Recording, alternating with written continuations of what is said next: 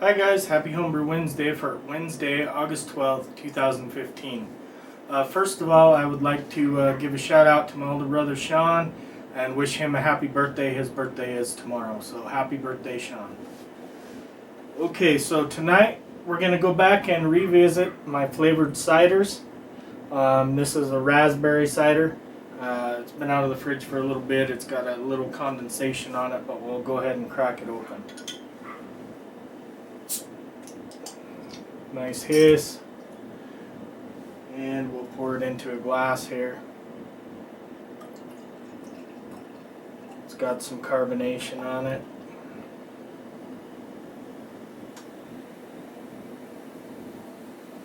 Looking nice. Got a nice carbonation on it.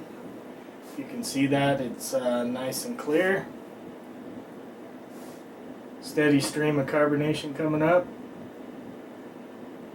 And right off the nose you get raspberry. Definite raspberry right off the nose. Smells delicious. Let's go ahead and dive in. Cheers, everyone.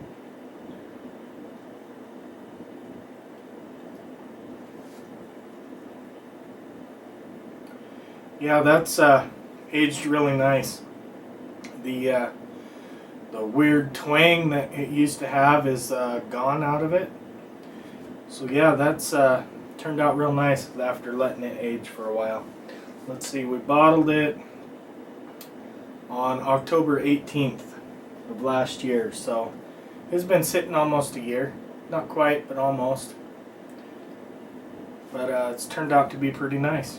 So another busy weekend on the brew front over the weekend. Had a peach tree that was ready, so I went ahead and picked 30 pounds of peaches, and I have 10 gallons of peach wine going. I did make a video of that, but I'm going to post that video separate, kind of like I did the watermelon wine. I'm hoping to get it up sometime this week, so watch for that to come up over sometime this week. Might not make it till next weekend. And also I bottled up my Mr. Beer kit and racked the watermelon wine. I'm going to go ahead and insert the bottling of the Mr. Beer kit here for you guys, so I hope you enjoy. Here's our Mr. Beer kit. It's been 2 weeks since we brewed it up, so I went ahead and took a hydrometer reading. We finished at 1010. That's going to put our ABV at about 5.8%. because we added the dextrose and the malt to it to boost up the alcohol. So it looks like we're going to have about a 5.8% ABV beer here. Now we will start sanitizing some bottles and bottle it up. So I've got our sanitized solution mixed up in the bucket here. You just take the bottle and put it down in there, fill it about half full with sanitized solution, and then put the lid on it. Shake it up real well. And we'll go ahead and do that with the rest of the bottles. And we'll let it sit in there until we've got them all filled up. We've got them all filled up. You just dump them out. Dump the sanitizer out of them. Okay, you can also use your own bottles. You don't have to use these bigger ones. They hold about 2 12-ounce bottles in them. So you can do either one. Just make sure you have bottle caps for your other caps, your other bottles if you want to use them. We're going to go ahead and carbonate these with these Mr. Beer carbonation drops that come with the beer kit. So it's pretty simple. For the bigger bottles, you put 2 drops in each bottle. And for the normal size bottles, you just use 1.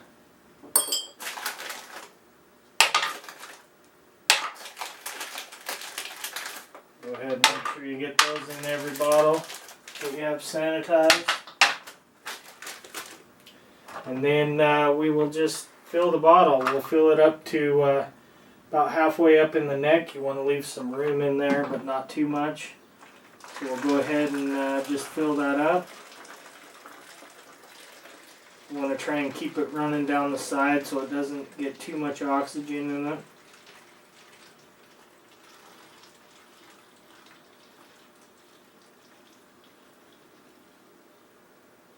And when it gets where you need it, you go ahead and shut it off and get your sanitized lid. Screw that on tight. And then invert the bottle a couple of times just to mix everything up. And continue on and bottle the rest of your bottles. If you do put it in these style of bottles, you'll cap it and then invert it the same way using your cap and your bottle capper. So here it is all bottled up. We did replace one of them with regular size bottles.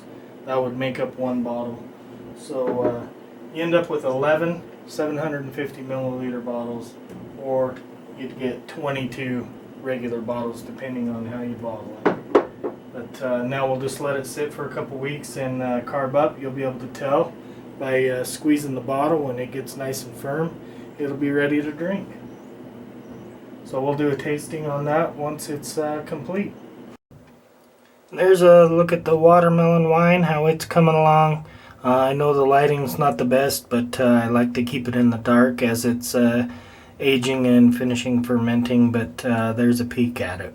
There you have it, a little peek at the watermelon wine, and got the Mr. Beer kits bottled up and they're carbon up, so we'll do a test on those in a couple weeks once the bottles feel firm and they're carbonated. My other peach tree is going to be ready. I don't know if it'll be this weekend or next weekend, but I'm going to go ahead and do another 5 gallons of that, and then we'll give the rest to family and we'll eat some off of the other tree. So looking forward to that. And the grapes are coming along great, guys. Not time to harvest those yet. And I still need to make the gooseberry and the raspberry wines. So I'll be putting together videos for those as I make them. Really busy time right now. That's really about all I have this week, guys.